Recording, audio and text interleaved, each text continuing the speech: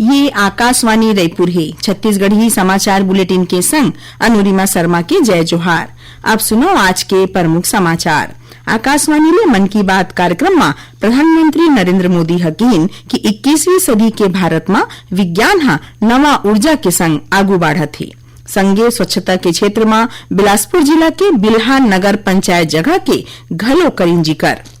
केंद्र सरकार हा छत्तीसगढ़ के नक्सल प्रभावी और दुरिहा इलाका में डिजिटल संचार ला मजबूत बनाए बर 400 नवा BSNL टावर लगाए जाही और भारतीय सेना में भर्ती बर ए बछर जून और जुलाई महीना में राखे गे ऑनलाइन संयुक्त प्रवेश परीक्षा के रिजल्ट होइस घोषित। अब समाचार विस्तार ले।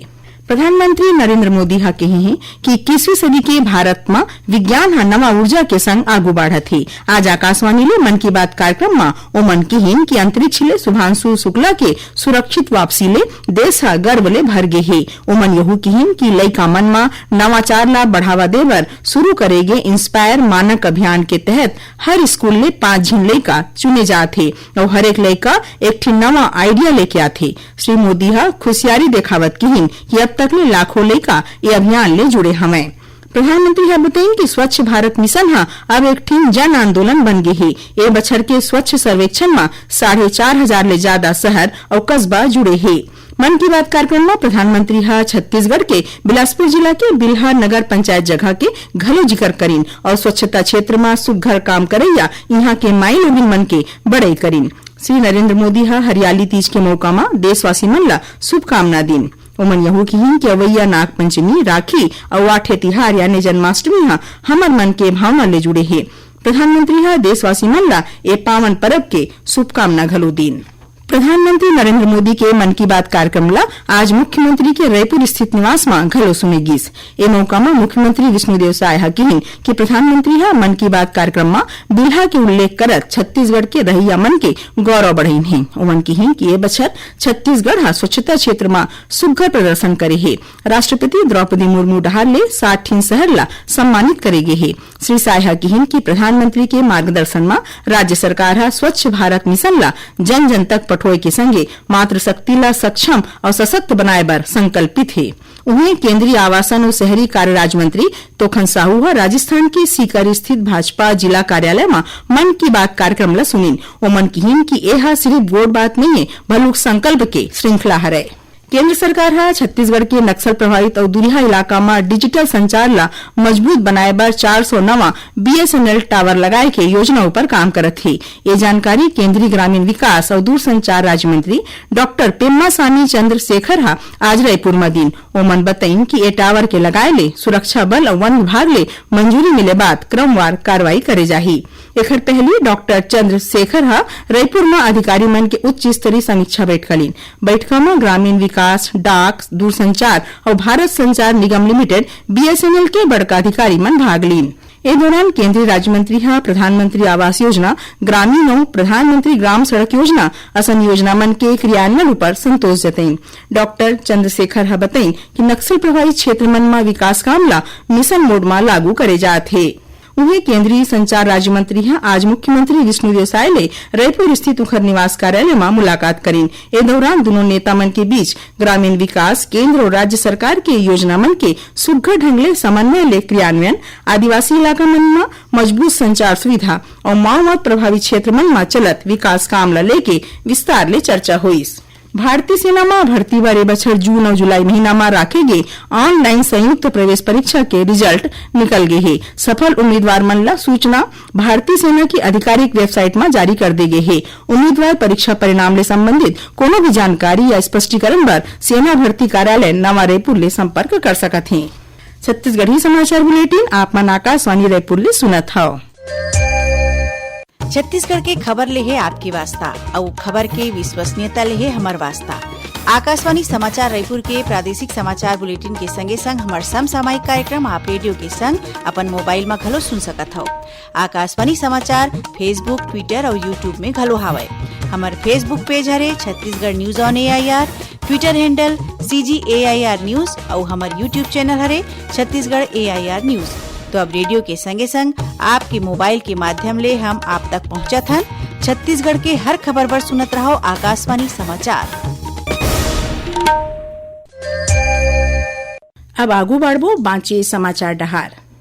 केंद्रीय शिक्षा मंत्रालय है सबो राज्य और केंद्र शासित प्रदेश मन ला पढ़इया लइका मन के सुरक्षा और कल्याण तय करे बर तुरते बने कदम उठाए के निर्देश जारी करे हे।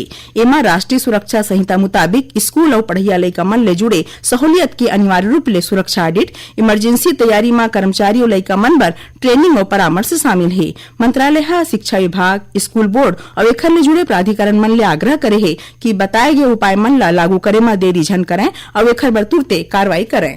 बीजापुर जिला में काली सुरक्षा बल मन संग होए मुठभेड़ में 2 झिन माई लोगिन समेत 4 झिन माओवादी मारे गे हे। सबो माओवादी मन के शिनाख्त कर ले गे हे। एखर मन ऊपर 17 लाख रुपया के इनाम घोषित रहिस। जिला के पुलिस अधीक्षक जितेंद्र यादव बताइन कि दक्षिण पश्चिम क्षेत्र में माओवादी मन के मौजूदगी के खुफिया सूचना मिले बाद डिस्ट्रिक्ट रिजर्व गार्ड डीआरजी के टीम तलाशी अभियान में निकले रहिस। तभी बांसागुड़ा और गंगालूर थाना क्षेत्र के सरहदी जंगल में आगू ले घात लगाए बैठे माओवादी मन सुरक्षा बल मन ऊपर फायरिंग शुरू कर दी। फिर जवान मन डहार ले करेगे जवाबी कार्रवाई में 4 झिन माओवादी मारे गिस। घटना जगह ले 1 team SLR, 3 team BGL launcher, self loading rifle समेत बड़कन हथियार मिले हैं।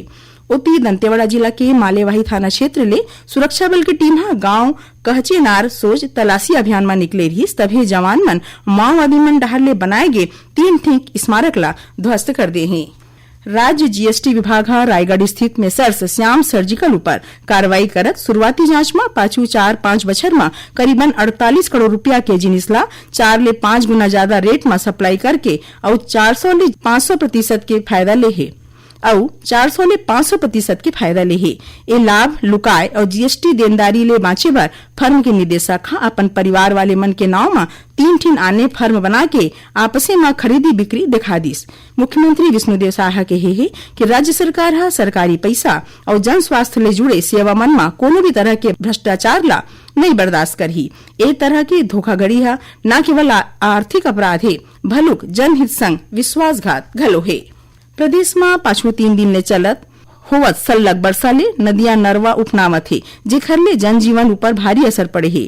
दंतेवाड़ा जिला के बारसूर इलाका में झारावाया नाला में डेम पार करत बेरा बाप और बेटा बुहागिन। फिर पुलिस और बचाव दल के टीम बेटा ला बचा ले है और बाप ला खोजे जात है। उती खैरागढ़ सुईखदान गंडई जिला के इतवारी बाजार जगह में 1 झिन जवान लइका घलो नरवा में बुहागे।